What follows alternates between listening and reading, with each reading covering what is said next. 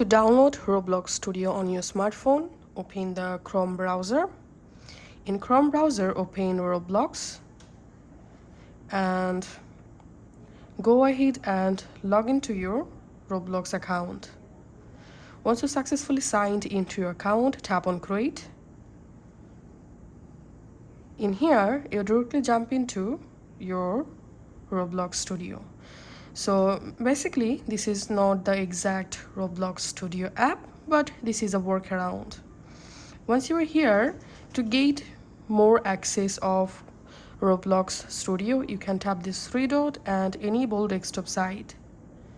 And then you get more access. Now, to install this on your phone, tap this three dot again and tap on Add to Home Screen. And here you can type Roblox Studio.